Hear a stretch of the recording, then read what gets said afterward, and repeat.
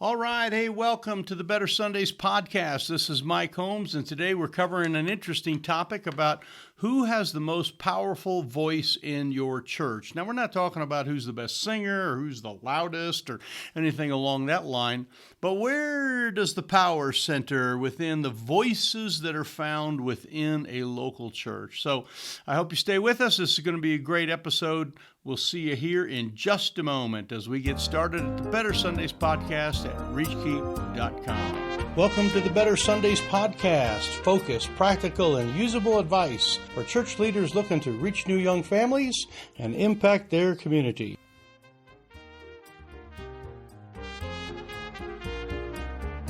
Well, howdy. Thanks for taking time to be with us here. We have been doing our new series, a new season, I guess we call it, on voices, and we've been covering a few things the last couple of weeks. I covered just how to pray regularly for your church people, and I actually kind of interviewed a bunch of people and got several voices involved with that, and so that's a good episode. We also covered the idea of if you're a professional talker and you speak for a living, like many of us do in the ministry, then where do you take time to listen, and where and who do you kind of get your counsel from, and how you can better do some of that? Today, though, we're talking about kind of a different topic, and this is the idea of there are many voices in a church. In other words, you hear people singing, you hear people talking, everyone can talk, basically, so you got a lot going on. There's an interesting kind of Bible study that you can do, and you can do this in almost any chapter of the Gospels. You take your Gospel, average Matthew, Mark, Luke, or John, and just kind of write down who all is speaking in that particular chapter. And you're going to find a very interesting thing is that Jesus, while he is the most powerful speaker in the sense of content and authority and some of that, he is clearly outweighed in almost every chapter by many other people. And we find that when we ask the question, who is the most powerful voice in the church, or where are the voices heard, it's really kind of a split decision on this thing. Obviously, a pastor needs to be the teaching of doctrine, the gospel presentation, explaining what the Bible means, discipleship, all of the different things that need to be taught. And a pastor from the pulpit has that ability to stand up there and pretty much everybody listens and we talk. It's kind of the way it works, and that's a great thing. But as far as the number of powerful voices in your church, you're really, as a pastor, you are far outnumbered by the number of people that are sitting out there in the congregation, and those voices have some importance too. Now, many times in a congregation, or really in kind of any group of people, you can have some bad voices. You can have the gossipy types and those that or sowing discord and, disharmony, people that disagree with you, a lot of different things along that line. And I think we have the opportunity to shape some of that and to get those people the right direction. But on the serious side, there are so many people out there that talk and have good things to say, and there are some powerful things that can happen. Obviously, just the whole idea of like praying together or singing together, those things happen usually on a Sunday when church services are over, whether it's in the middle of the week or, on a Sunday service, we often have, what we call fellowship, and people are, talking and spending some time, just talking about the average thing. But there's also other great things that happen. I want to talk about how to encourage. I want to give you two specific things that we do here at our church that will help you to kind of get better at having the powerful discussion of the church body, how to kind of steer that and kind of shape that and kind of get that going the right direction. It's very important that our people learn to get good advice, not only from you as the pastor, but from each other. It's very important that they give good advice. The idea of hearty counsel, very prominent in the Bible. The question-answer type thing, and I'm not talking about formal Q&As where people go, Pastor, how many angels are on the head of a pin, or what happened in 1 Samuel 3 that I don't understand, not those kind of formal things, but just kind of like questions that come up where people are like, why is our society so messed up? I got that question today after church. It was very interesting. Just like it seems like it's so bad and it's gone so downhill so fast. Why do you think that has happened? It's like we had some really, really good discussion there. So those kind of things, the advice, the counsel, the all that kind of stuff, a fellowship, Those things are very important. And how do we kind of get that going in our church? In other words, when church is over or during your midweek or whatever, people can talk about football and hunting and the weather and all that, and that's good, and I'm all for that. But how can we steer that a little bit more spiritual? How can we kind of up it a little bit so the spiritual influence is coming out? I'll tell you what we do here at Sinclair Baptist. First of all, the number one thing is we really value those voices. The idea that people speaking and they have something important to say. Yes, they have something important to say. They are important people. They're God's people. And obviously, if someone were gossiping or cursing or whatever, we would, shut that down. But people do have things that they can say, and they have been through life experiences and have a lot of areas where they can influence. And I think it's important for us to value what they are going to say. So I wrote down a couple things on this idea of how we do this this valuation here. Probably the first thing that I do to kind of value the voices is when I'm in a good discussion and I have a good, like after church, I mentioned, already talked about this, talking to a guy like, why has our society gone downhill so fast or whatever? You can talk about that discussion without naming names or embarrassing people. You can use that in a message later on where you can say, hey, after church last week, I was talking with someone and we came across this topic of why is society so bad and how did it go downhill so fast, and did it start with taking prayer out of the school, or did, a certain person elected, or what kind of happened? And it was a very good discussion. And what I have found is that the Bible says, So in other words, you're kind of teaching the Bible, but you're prefacing it with this idea of, was in a good discussion, letting people know that discussion is okay, that you as the pastor do discussion. I'm at many churches where the pastor is just an excellent people person, and he's out there before the service, he's out there after the service, he's making himself available. But occasionally I get to a church where the pastor is kind of tied up before the service, and I'm sure they're in there praying or talking business meeting or something, but they're just not available. I mean, it's just not, so the discussion really isn't valued that much in the idea, and so there's probably not a lot of illustrations that you would have if you don't talk to people. Talk to your people, mention those discussions. Again, you can do that and keep it confidential. I think the other one is sort of mentioned this is kind of create this venue, the idea where you can have discussion, and discussion is allowed, and there is plenty of time for it. Our particular church services finish approximately at noon on every Sunday morning, and we try to keep track of what we call hang time, how long people hang around and talk. And the last 2 weeks, we have had people at church, after church, still talking, young families still talking till about 1:15. We've had about an hour and 45 minutes, or an hour and 15 minutes of really valuable discussion going in, and I've kind of roamed around and actually been in a few of those things. But it's the idea that we create this time after church where that can happen.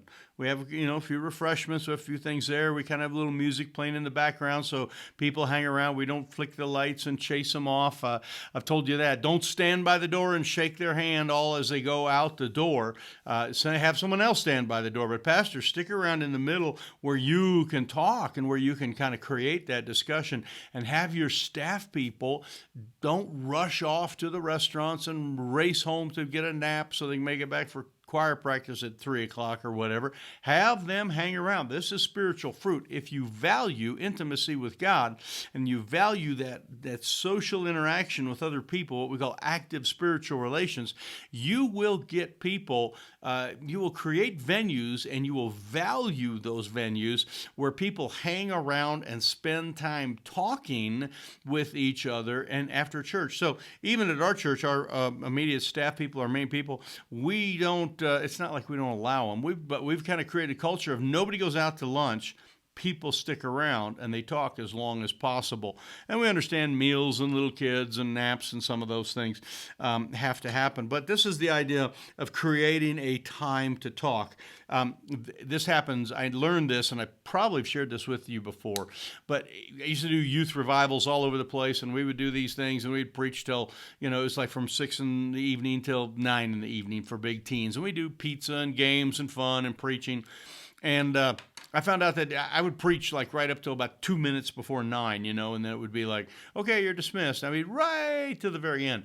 I learned quickly that some of the best time for spiritual discussion is after a message, because you've kind of set the tone, it's sort of mellowed out a little bit, and the kids aren't all crazy about the games, and you can, kind of get some good discussion going. So we would revamp the format and quit about 20 minutes early so that we could have this discussion time. And I'm not talking about formal discussion time, but just hang around, talk kind of time while parents came and picked up the kids. But that was some of the best things we ever did. And I learned that lesson, that you really want to create some buffer there. You don't want to go right to the very end and take it to the last minute on everything. You want to create a time when that can happen. So that first one I said here was kind of the idea of, mention discussions and then create time to talk. The other one is just this idea of celebrating when discussions have happened. And here is how I do that. I do that with my phone. I will text people and say, thank you so much for the great conversation after church. Thank you so much. I saw you guys hanging around and talking. I'm so glad we have a church where people feel like they can hang around and spend time and talk. Thank you for getting involved. I saw you and that lady counseling and that talking. I know it was probably great stuff. Thank you for taking time to talk to that lady. So I will value the discussion. Now, many times I send texts out like, hey, thanks for coming to church, and thanks for bringing the apple pie, and thanks for helping out at the vacation Bible school. Texting is very, very important. Texting is good for just little doot back and forth. You can't get into real good discussions on texting, or at least I don't care to. I'm sure you probably could. But you can celebrate discussion, and then the next time when they come back, they see that is what you value. So this whole first thing that we do is what we value the voices, and we make sure that we're kind of celebrating those things and that we're leaving time for those things and that we are, mentioning, good discussions and talking about that. The second really main point I have here is that we have created what we call a discussion-based Bible studies, our midweek things that we do, and we do a bunch of them. We don't necessarily do a standing Wednesday night service, although we now have that. But we do a standing, we do a bunch of small group type Bible studies. We have them on Monday, Tuesday, Wednesday, Saturday, whatever. And almost all of those that we have are not academic trained or not like, hey, I got 3 points I need to teach you type of thing, but they are based on questions. They are based on discussion. So the way that you do that, there's a couple tips that will help you with that. Number one, it works very easy. If you want to get into it, I could definitely teach you. In fact, I have a podcast. I'll mention it here in just a second on how to learn how to do this. But this is the idea of when you are getting ready to do some discussion, discuss something that they already know about. So we start, it's very easy, we talk about Sunday's sermon, the Sunday morning sermon, and we say, hey, has anyone got any notes from the Sunday morning sermon? And we all take notes at our sermons, okay? We have kind of notes that they fill in. Anyone have any questions or anything that you didn't understand? Or, hey, what did you think about point one when Pastor said this or said that? And we get some discussion going. We create these good questions because we're discussing something they're familiar with already. Another way to do this is if you're doing like a book study, for example, if you're going through the book of Acts, you'd say, all right, next week at our Bible study, we're in Acts chapter 7. Everybody read Acts chapter 7. And when we come, we're going to talk about Acts 7. And I have some questions prepared, but if you have any questions, just underline your favorite verse or your favorite thought in there, and let's talk about that. So then they have read it ahead of time. They're familiar with it. People discuss things that they're familiar with, and you want to make sure that you kind of get them going. Now, I have a podcast on this, and the title of it is How to Start a Small Group, or no, this one's called How to Lead a Small Group. How to lead a small group, and you can look for it on my YouTube channel right here. Hit the little microscope or whatever the thing's called, magnifying glass. That's it. Hit the magnifying glass thing, the search bar, type in How to Lead a Small Group, and I talk about how to ask questions and how to create discussion-based Bible study. It'll be very helpful for you. So they discuss things that they are familiar with. They also discuss things when you have actually just asked questions. Now, if you're pastor type, here's what you likely do on a on a midweek is you likely write down some points that you want to cover or reiterate. And I want to challenge you to kind of to reformat that a little bit. And that is if you're going to study and kind of go through, the techniques I share in this particular podcast, how to lead a small group, go ahead and look at that. You're going to create more discussion. You want to have discussion going because this is really, really healthy, and you lead it and you kind of steer it. So what you need to do is instead of writing 3 points you want to cover, you need to write 3 questions you need to ask. 3 questions you need to ask. So, from this particular scripture, say you're talking about living holy, okay, living the sober life it talks about in Titus there. What are some ways that people might be able to demonstrate that they're living holy? What are some ways that people violate sobriety? What can they be too addicted to other than liquor? Sober, we always think of liquor, but what are some of the ways that some of this might happen? And you kind of open up and get some of those questions kind of going, and that's what really kind of stimulates things. So this is the idea of having a discussion-based midweek. And when we do this, and all of our midweek, including our we have men's prayer breakfast, they are discussion-based. They are not teaching. The core thing is obviously the Bible, okay, but we go from the Bible and we write questions rather than write teaching points. The questions are teaching points, okay, and we get the chance to kind of shape the discussion around the scriptures as we kind of go through. It's like, hey, Titus wrote, this is written in Titus here. Let's look at Timothy. What is common in those 2 verses? This list here in Titus, this list here in Timothy. What are some things that you see are common? And in this day and age, how does that really play out? Oh man, there's all sorts of discussion you can go through right there. So very powerful stuff. This is voices that we value. So who is the most powerful voice in your church? Well, if you're the pastor, you get to steer and create all this stuff. So that means that you are the power. You get to be the teacher of the gospel, teacher of the doctrine, teacher of the theology, okay, in the sense of that there's more of them than you, then they're the more powerful voices. And in fact, really people have more influence than a pastor does because they all go home and they all have friends, they all have neighbors, they all have people to talk to. So in that sense, they're more powerful. But in this great sense, and here's kind of the kicker for this whole thing, Pastor, you get to steer some of that.